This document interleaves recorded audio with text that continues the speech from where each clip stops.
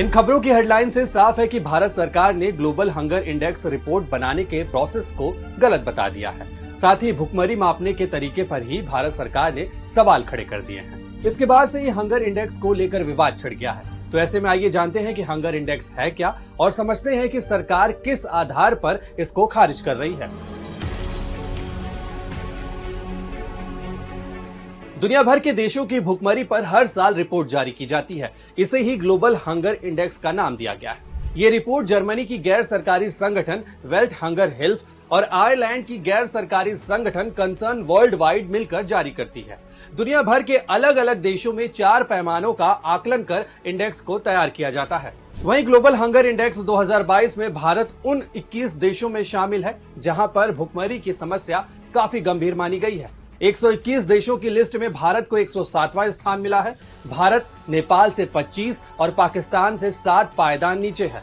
भारत का GHI score 29.1 है, जो कि गंभीर कैटेगरी में आता है। वहीं किसी देश का GHI स्कोर 4 पैमानों पर कैलकुलेट किया जाता है। पहला, कुपोषण यानी एक स्वस्थ व्यक्ति को दिन भर के लिए जरूरी कैलोरीज न मिलना।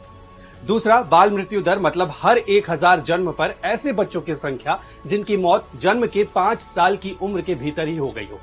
तीसरा पैमाना, उम्र के हिसाब से वजन कम होना यानी बच्चे का अपनी उम्र के हिसाब से बहुत दुबला या कमजोर होना।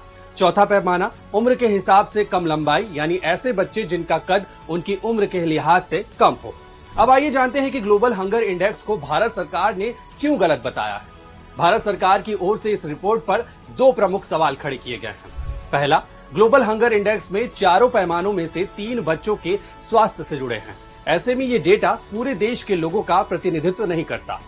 दूसरा, इस सर्वे में सिर्फ 3000 लोगों के सैंपल लिए जाते हैं। ऐसे में पूरे भारत के लिए इसे सही नहीं माना जा सकता। अब ऐसे में सवाल उठता है कि क्या ग्लोबल हंगर इंडेक्स पर भरोसा किया जा सकता है। तो इस पर public health expert doctor Chandrakant Lahariya का कहना है कि कोई भी मेथोडोलॉजी पूरी तरह परफेक्ट नहीं होती, लेकिन जिस आधार पर हंगर इंडेक्स को तैयार किया गया है ये बहुत स्टैंडर्ड और वैलिड मेथोडोलॉजी है।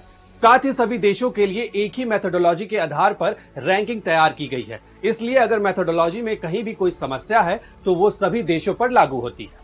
ग्लोबल हंगर इंडेक्स का डेटा कई पैमानों पर अलग अलग संस्थाओं के डेटा के विश्लेषण से निकाले जाते हैं। ऐसे में भुखमरी की स्थिति को जानने के लिए भारत सरकार के डेटा को ही आधार माना जाना चाहिए।